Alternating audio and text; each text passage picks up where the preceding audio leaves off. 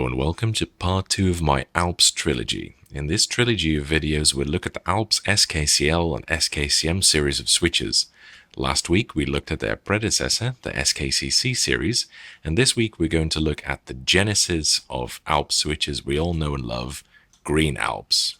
Welcome to this review of my Zenith ZKB-2R, or for my American friends, the Zenith ZKB-2R. It took me ages to get one of these. I was supposed to trade for one, but I got strung along for months and then the other guy just up and disappeared, but fortunately I traded for this one with something else. Two people were nice enough to give up their better claim to this board though. Thanks again, guys. The ZKB2 is the youngest of the three well-known Zenith brothers, the others being the Z150, which is an XT board, the AT model of that board, and the ZKB2, which is ATXT switchable. All three of them have a lot in common though, including outstanding build quality with a focus on durability. Possibly because of this, Zenith had several huge contracts with the US government and military, so they're not that hard to find, and they pop up on eBay pretty commonly, but because they're all in the US and they all weigh a ton, international shipping on these is really steep. Moreover, they're not cheap to begin with, especially the ZKB2, which is the rarest of the three and the only one with a modern layout, so these tend to go for $100 or more.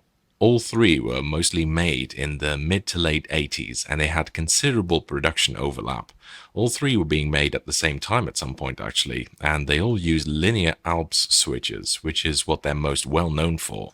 All three could come with either green or yellow Alps, but the XT model has the highest chance of coming with green Alps, and the ZKB2 the lowest. This one has green Alps, which were the first ever switch in the SKCL SKCM series. They were an evolution of the SKCC series of switches I showed in last week's part 1 of this trilogy. If you haven't seen it yet, click the link in the description below to go check it out. The SKCC series and SKCL series worked in exactly the same way. It's a slider on a spring pressing against the switch plate, and they use the exact same switch plates. The ones in the Zenith are tall and white, as 1988 was near the end of the Green Alps production timeline, but most, like this one, use tall grey ones, and the very earliest use black ones, just like those in most SKCC switches. So the key differences between the two weren't really redesigns of the actual switching mechanism, but more in the way of modernizations. See, before the 80s, switches were all really tall. SKCCs were really tall, as you can see, as were SMK switches. This is what old cherries used to look like, pretty damn massive. And then there's even older switches, such as these Fujitsu and Honeywell magnetic reed switches. However, in the 1980s, the industry demanded new standards from manufacturers, including an ergonomic standard which required keyboards to be no more than 0.725 inches off the top of your desk, which isn't exactly easy when even just the switches are more than twice as tall as that. So all manufacturers suddenly started to make new, shorter designs of their switches, which is why the 80s suddenly saw a huge wave of new switches appear. Most manufacturers shortened their designs by making it so that the keycaps could disappear up to the stems into the switch housing like this. See? Whereas old switches didn't have that and the keycaps still stuck out all the way above the switch. For Alps, this was the basis of the SKCL series, and Cherry's new design is their now famous MX series.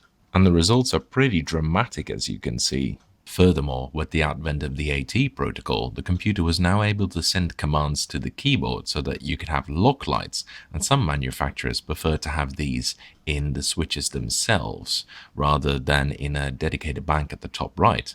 So they made the switch deeper so that they could fit an LED on the other side of the switch opposite the switch plate, and they made a hole in the top housing so that the LED could poke through. They also made a version of the switch which doesn't have this LED space, which results in a much shallower switch, as you can see, the SKCL Green Compact. Now these Green Alps switches are linear and they have a strong reputation for being extremely smooth, which contributes to the price of these old Zeniths. Just like the SKCC series from last week, these have the same buttery feeling that I demonstrated in rather graphic detail last week. It's not 100% friction-free, but it's very good. Compared to the current industry standard, Cherry MX Black, the Alps are much better.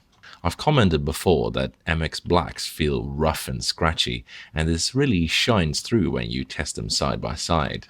Just as importantly though, the weighting is much better. MX Blacks take 60 grams of force to actuate, which is a little on the high side for my liking. It gets tiring after a while.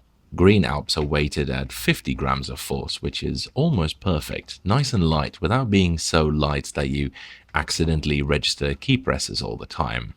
It's just between Cherry MX Red and Cherry MX Black, in fact, which a fair few people consider too light and too heavy respectively. And like I said, it's much smoother than either of them, so it's great key feel overall. Finally, a linear switch that I really like.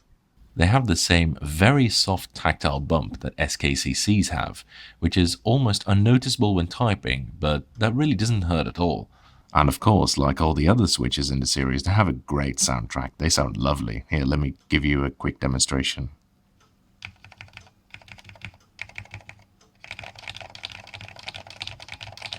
The build construction of the board, as I mentioned before, is outstanding.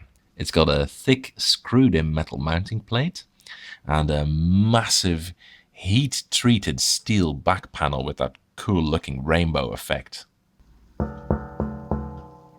It weighs almost 800 grams, putting a Model M backplate to shame, and it weighs a fraction more even than the back panel on the Northgate OmniKey Ultra.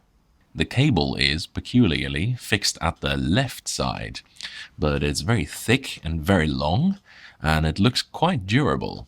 The top casing is thick, sturdy plastic too. It's got simple but effective flip-out feet, which also hold the back panel in place, even if you don't have the screws in, by the way. And for completion's sake, here is a shot of the model sticker of the keyboard. As I mentioned before, it was made in 1988. Zenith possibly went with linear switches because they should be more reliable than tactile or clicky ones. But they did recognize that audible feedback was a good thing though, so they had something installed to alert the user to keystrokes. Can you hear it? Yeah, it's a little piezoelectric beeper. You can turn it on or off with Alt plus tilde, which my colleagues asked me to do within 10 minutes of me first trying out this board. It's especially bad when you hold down a key because it repeats. And interestingly, it gets faster, as you can tell, even though the typing goes at a constant speed. I actually don't mind the beeping noise really, but the repeat function is very annoying, especially when you're playing games, because it goes off constantly when you're playing. Like other Zenith products, it's got this great looking badge, one of the best looking in the industry. It's got this rad lightning-like Z in the logo, which is the biggest giveaway. The Lightning Z is part of Zenith's legacy. They originally sold radios as Zenith Radio Systems before they acquired Heathkit to form the Zenith Data Systems computer division. The logo looked even more lightning-y back then. The XT keyboard's badge is silver and gold on black metal, which is even better looking than the ZKB-2 one.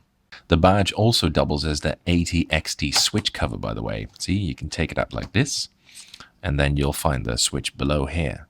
All old Zeniths had great logos until they changed it to a ridiculous green and blue tree logo when they sold off the division to the Bull Group of France to raise money for their failing TV division, which, by the way, invented the remote TV control, still Zenith's biggest claim to fame to this day.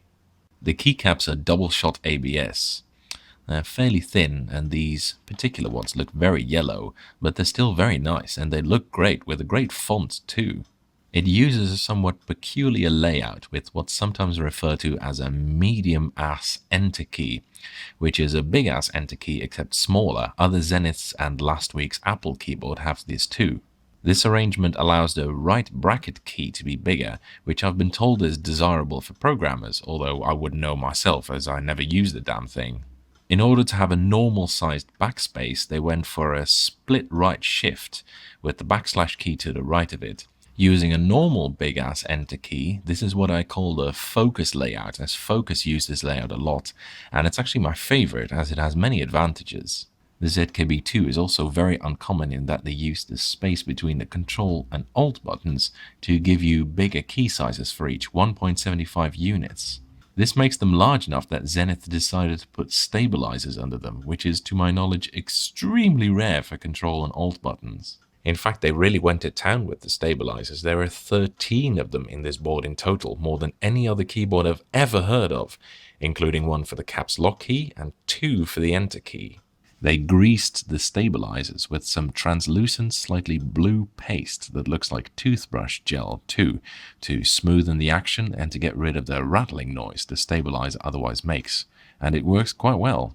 The lock keys have integrated LEDs that shine through little windows in the caps, and the ones in this one are red, which, as far as I can tell, is the only difference between the ZKB-2R and the normal ZKB-2, which uses green LEDs instead. Although I've got more than enough LEDs to replace them if I wanted, I guess.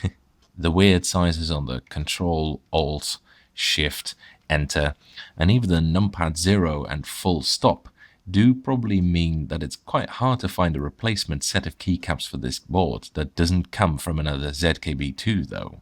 Overall, I love this keyboard. The way it feels, the way it looks, the way it sounds, and the way it's built. It's just a big old all-around awesome badass, and I love it. Highly recommend it, even at their steep price. That's it for this review, and thank you for watching. Be sure to check out next week's part 3 of the trilogy, where we take a very detailed look into how Alps evolved and modified the switches from here. Following is a typing demonstration, both with the beeper off and with it on. See you next week!